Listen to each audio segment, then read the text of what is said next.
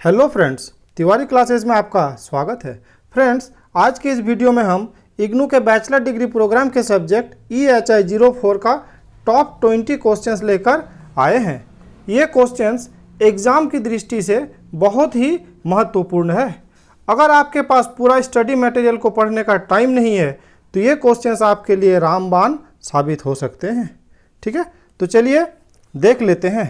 तो पहला जो प्रश्न है, पुर्तगाल के भारत के साथ व्यापार की प्रकृति। अगर आप इसे देखें तो ये दिसंबर 16, 17 और 18 लगातार 3 वर्ष आए हैं और आगामी एग्ज़ाम के लिए भी ये बहुत ही महत्वपूर्ण होने वाला है। वैसे ही अगर नेक्स्ट क्वेश्चन देखते हैं तो जमींदार कौन थे, उनके अधिकार और अनुलाभों को स्पष्ट कीजिए। ये भी दिसंबर 17 और 18 में आया हुआ है। साथ ही दूसरे ईयर्स के एग्ज़ाम में भी शॉर्ट नोट में भी ये आया हुआ है। तो ये प्रश्न भी काफ़ी इम्पोर्टेंट है। साथ ही फ्रेंड्स, इस चैनल में EHI 4 का chapter wise important question answers का वीडियो भी अपलोड किया जा रहा है। डिस्क्रिप्शन में इसका प्ले लिंक का लिस्ट दिया गया है। बेहतर होगा कि आप उन वीडियोस को भी देखें। साथ ही अगर आप YouTube की मदद से एग्ज़ाम की तैयारी करना चाहते हैं तो इस चैनल को ज़रूर सब्सक्राइब करें, जिससे इस चैनल में अपलोड होने वाले इग्नू रिलेटेड हर वीडियो का नोटिफिकेशन सबसे पहले आपको मिल सके। तो चलिए फ्रेंड्स, देख लेते हैं नेक्स्ट क्वेश्चन को। संप्रभुता के तुर्क मंगोल सिद्धांत की चर्चा। ये प्रश्न भी बहुत ही इम्पॉर्टेंट है।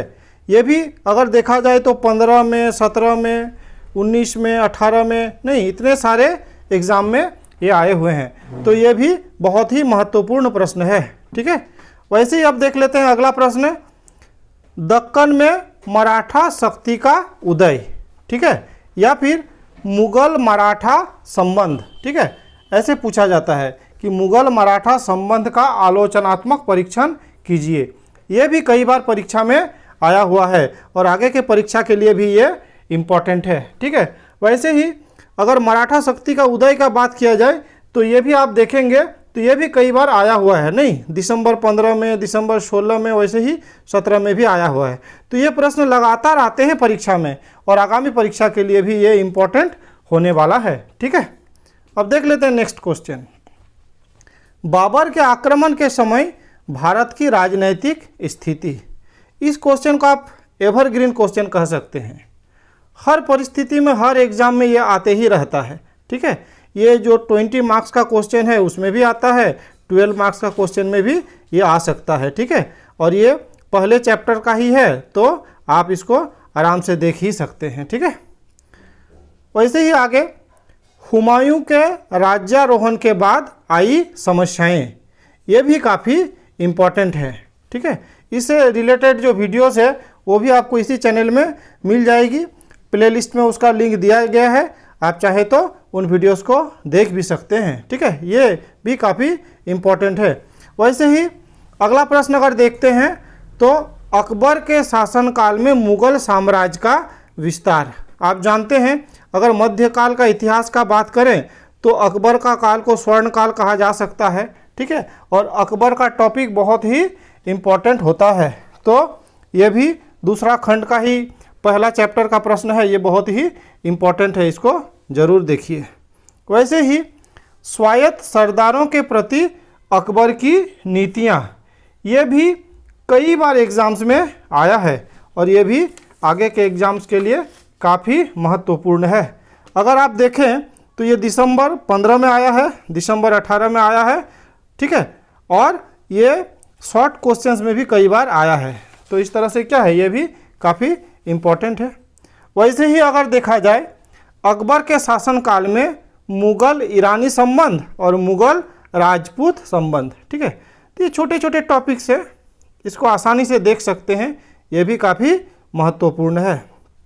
वैसे ही मुगलों के अधीन केंद्रीय प्रशासन, प्रांतीय प्रशासन तथा स्थानीय प्रशासन का विकास। ठीक है, तो यहाँ पे तीनों को मेंशन किया गया है, लेकिन अलग तरह से भी पूछा जा सकता है, जैसे कि मुगलों के अधीन प्रांतीय और स्थानीय प्रशासन के विकास पर चर्चा कीजिए। ठीक है, तो इस तरह से पूछा जाता है।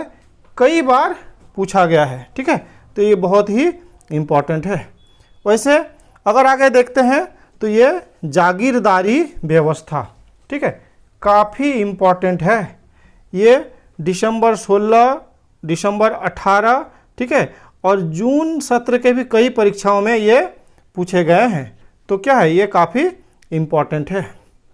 वैसे ही मनसबदारी व्यवस्था, ठीक है, ये जो जून में होने वाले एग्ज़ाम्स में ये बहुत बार पूछे गए हैं।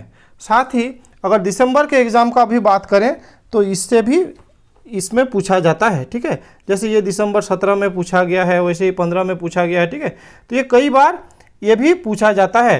तो ये टॉपिक भी काफ़ी इम्पॉर्टेंट है। ठीक है, ये जून के लिए तो आना ही आना है। ये जून में तो कितना बार आया है उसका हिसाब नहीं है। ठीक है, हाँ, दिसंबर के लिए भी ये इम्पॉर्टेंट है, तो ज़रूर इसको देखना चाहिए। वैसे ही अगर देखते हैं तो मुग़ल शासक वर्ग का नस्लीय संगठन, ये भी जून परीक्षाओं में कई बार आया है। मैंने प्रीवियस क्वेश्चंस पेपर को देखा तो कुछ नहीं तो ये 5-6 साल लगातार आए हैं। ठीक है, काफ़ी इम्पोर्टेंट है और ये दिसंबर सेशन के लिए भी इम्पोर्टेंट है। दिसंबर सेशन में भी इससे प्रश्न पूछा जाता है। ठीक है, अब अगला देखते हैं, अकबर के अधीन चित्रकला की मुग़ल शैली का विकास। यहाँ से 2 प्रश्न बनता है। तो पहला हो गया ये अकबर के अधीन जो मुग़ल शैली का विकास हुआ चित्रकला का वो, और एक प्रश्न बनता है कि जहांगीर और शाहजहां के शासनकाल में चित्रकला की मुग़ल शैली का विकास। ये दोनों ही टॉपिक काफ़ी महत्वपूर्ण है, लगातार एग्जाम्स में पूछे जाते हैं। अगला जो क्वेश्चन मैं चुना हूँ वो है मुग़ल काल में कृषि उत्पाद तथा गैर कृषि उत्पाद। ये प्रश्न काफ़ी इम्पोर्टेंट होने के साथ साथ ये काफ़ी इजी भी है। कृषि उत्पाद अर्थात कृषि से क्या क्या उत्पादन होते थे और गैर कृषि उत्पाद में क्या क्या थे। हाँ, अगला प्रश्न है धर्म के प्रति मुगलों का दृष्टिकोण। ठीक है, अगर ये परीक्षा की दृष्टि से देखा जाए तो ये अगर जून का टर्मेंट देखा जाए तो इसमें 12, 13, 14 नहीं 16, 18 इतना आया हुआ है। वैसे अगर दिसंबर का बात किया जाए तो दिसंबर 19 में भी ये आया गया है। तो इस तरह से देखा जाए तो ये जून के लिए तो अति महत्वपूर्ण है ही, ये दिसंबर सत्र के लिए भी काफ़ी महत्वपूर्ण है। ठीक है, अब देख लेते हैं अगला प्रश्न, मुगलों की भू राजस्व प्रणाली का निर्धारण। ठीक है, तो ये भी काफ़ी महत्वपूर्ण प्रश्न है। इसमें भी अगर जून सत्र को देखा जाए तो जून में आपका ये 12, 15, 16, 17, 18 लगातार इतने एग्ज़ाम्स में आए हैं। ठीक है, और ये दिसंबर के एग्ज़ाम्स में भी आते हैं। तो इस तरह से अगर देखा जाए तो ये प्रश्न भी काफ़ी महत्वपूर्ण है। हाँ, नेक्स्ट प्रश्न है मुग़ल स्थापत्य कला की विशेषताएं। ठीक है, तो ये भी जून और दिसंबर दोनों ही परीक्षा के लिए महत्वपूर्ण है। ठीक है, और अंत में 20 नंबर के लिए हमने कुछ टिप्पणियों को चुना है। ठीक है, हर एग्ज़ाम में 2 टिप्पणियाँ पूछी जाती है, इसलिए इन टिप्पणियों को भी रेडी करना बहुत ही आवश्यक है।